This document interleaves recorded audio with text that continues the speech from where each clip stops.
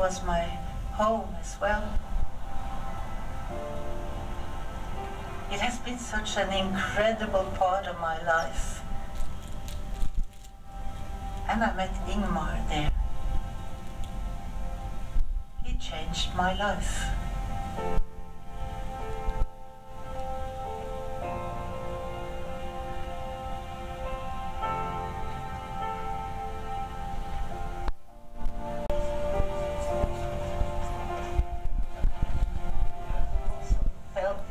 Familiarity, and he was so much older than me. You know, I was 25 then, and he was 46. He was not only this incredible creative person, but I remember each morning when he came, I just started to cry because I was so overwhelmed, and suddenly I wasn't overwhelmed anymore. I was so much.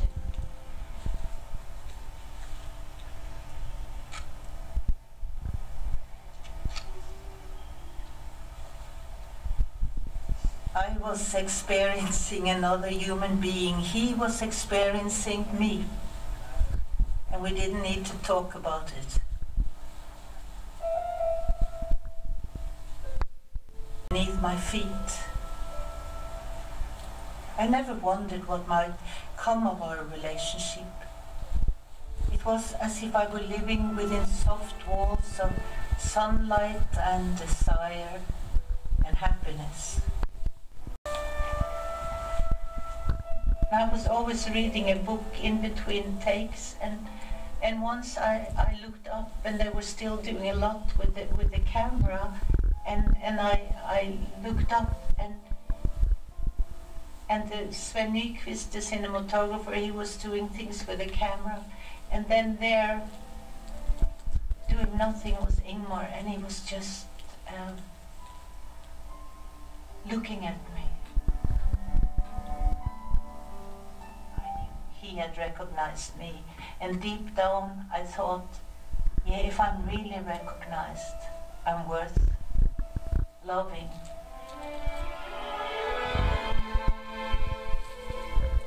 My dear Liv, you are everywhere. In the light against the window, in the bathroom door, on the bed, in the chair. It's like hell to see you on the other side of the glass wall. I pray you bond with me. My heart misses you as if I no longer had any skin on my body. That you would embrace me and obtain me in what is you, in your femininity and tenderness.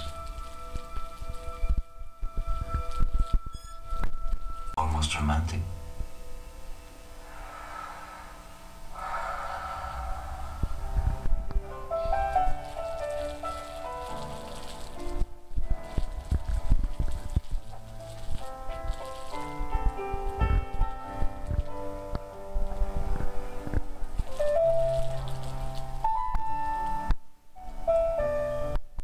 Children here, you know, we used to go walks and we would bury money, you know, just in case we were poor, we would bury money somewhere here, not big money, but some money. We were childish. We were so childish. And I was very happy for a long time.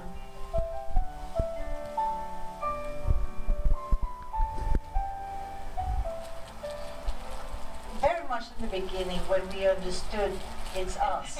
And he went to the people close to me and he said, she has to be with me. And those people, and strangely very close people, came back with him to my flat and said, yeah, you better go with him.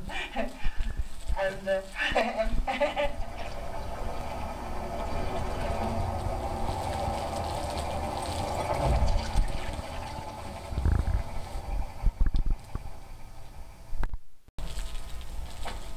he sought a mother, arms that would open to him warm and without complications.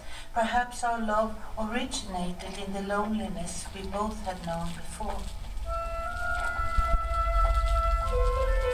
His hunger for togetherness was insatiable. That hunger became a vital necessity for me. In a way, each seeded a revolution in the other. We opened to each other so completely, not only physically, not only sexually, but like human beings related in a secret way. We bound ourselves together.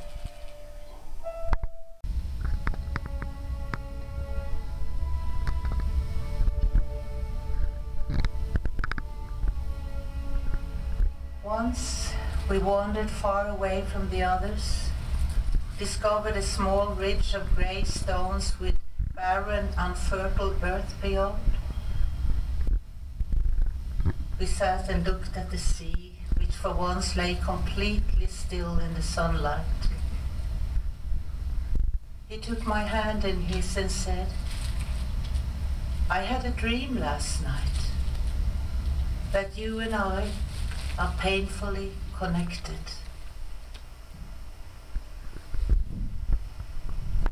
I brought champagne, I broke the bottle, we made speeches and christened the house. We walked on the beach, which was nothing but rocks, and took pictures of each other. I look happy on all of them. But I know what I was thinking. This is a dream. I am taking part in someone else's dream.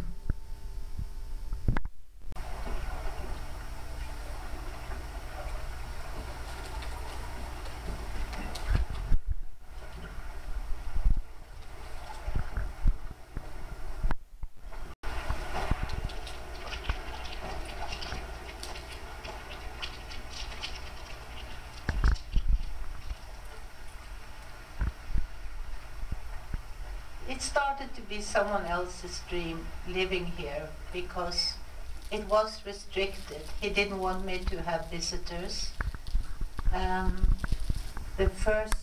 Next summer, he built a big wall of stone around, so if people somehow came around here, they could never look in at us. He wrote these masterpieces and listened to his music, and I would,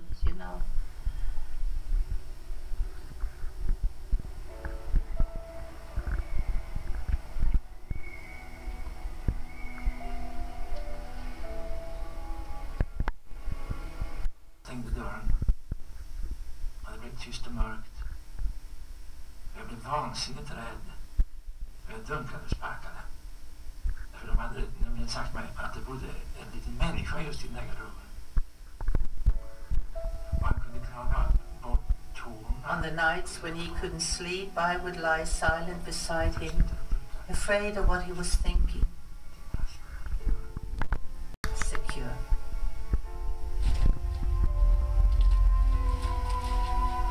I can reach my hands towards you and say, "Don't be afraid, Liv. I will not do you any harm. I love you." The demons have left me for now, but it was terrible while it lasted.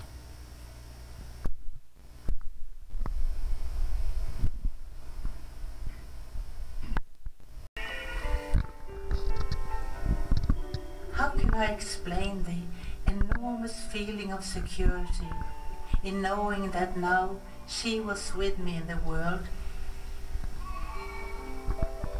Soon her bed would stand next to mine, we would fall asleep hand in hand, we would listen to music and look at beautiful pictures together. We would discuss everything in life and find the answers in long, confidential conversations. My daughter and I would help each other be real people. His father had to live his own life, near us, but never with us. I lay in my bed the first night after she was born, and twisted the ring he had given me, put on the light to admire it, read the letter he had written to his daughter and me. No danger in the world could reach me that night.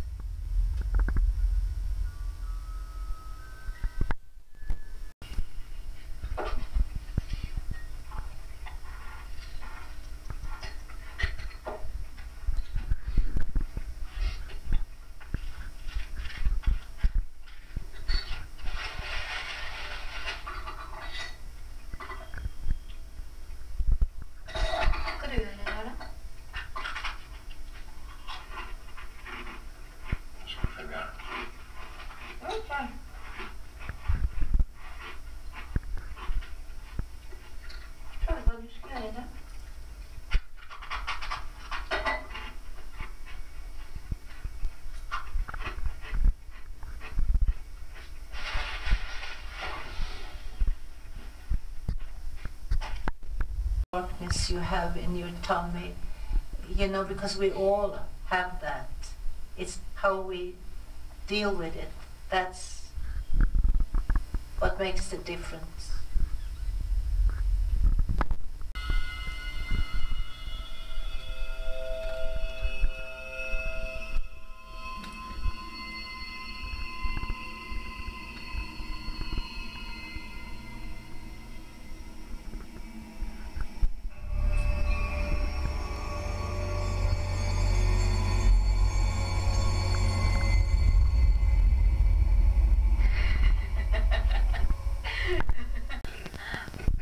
My belief is still that there exists an evil which cannot be explained.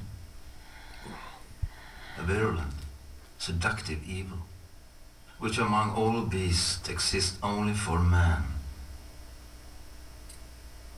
An irrational evil, not subject to any laws, cosmic, without reason. There is nothing man fears more than this incomprehensible, inexplicable evil.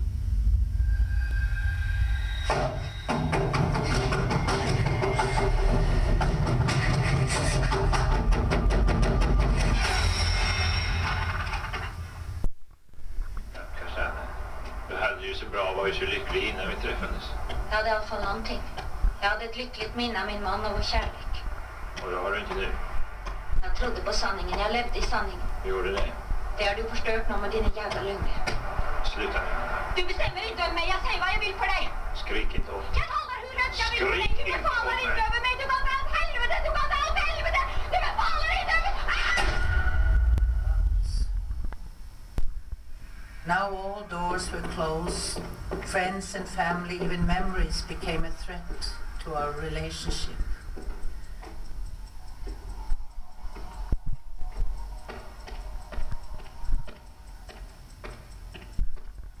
Terrified, I felt I only had him, and when his jealousy had placed limits on my freedom, I entered into his territory in order to create the same limits there for him.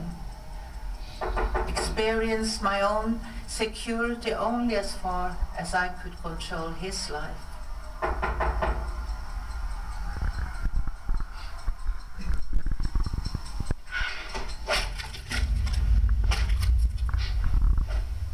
Our needs were impossible to satisfy. That became our hell, our drama. Håll käften, säger jag! Nej men du är inte riktigt klok!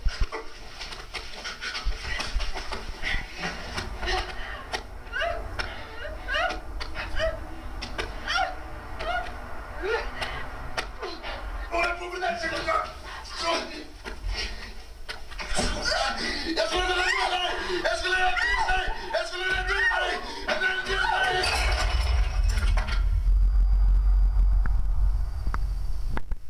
Enormous anger that I had at times.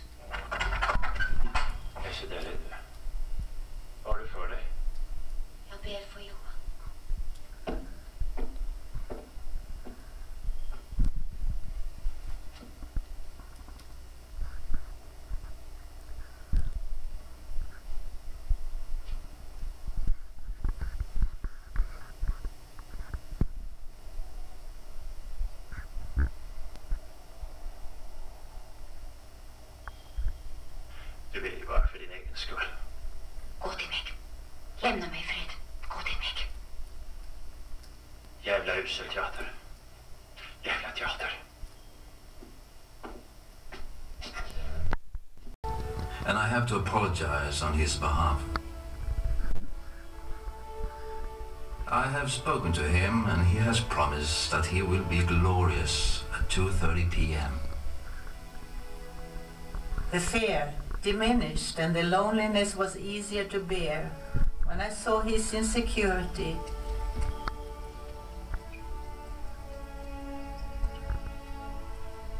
I'd become filled with tenderness and looked beyond his violence and his injustice.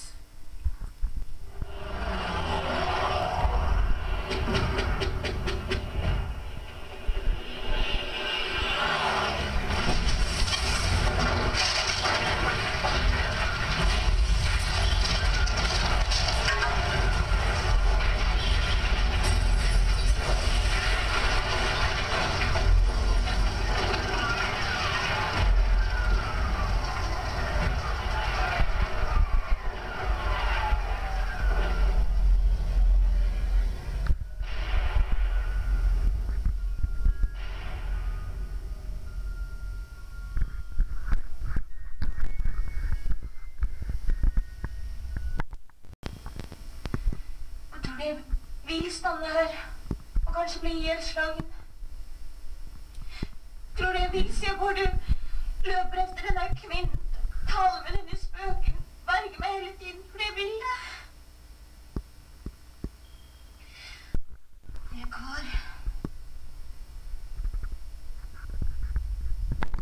Them to reach for the hands of others for help and understanding. But now, when I was more afraid and more alone than ever, I achieved for the first time a sense of security with myself. And I longed for the man who sat writing in his study. I wanted to share with him this new knowledge, but I couldn't.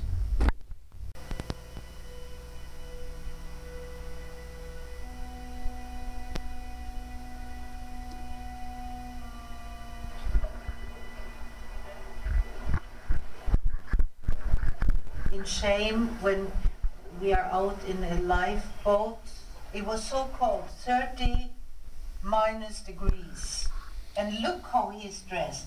I mean, a coat upon a coat upon a coat, and like this and everything, and we had to lie out in a boat, and we didn't get ashore either, you know, when there was a break, throw some sandwich down to them. And I just had this thin coat on, and I wasn't even allowed to have things under because it should really look like, you know, thin and freezing. And because he was angry at me that day. He was really... I hated him so much, and I was planning, I'm going to leave him, I'm going to leave him. Because how can you do like that to your woman? And he probably never knew my anger because I came up afterwards and he said, oh, beautiful scene, everything is good, and I smiled.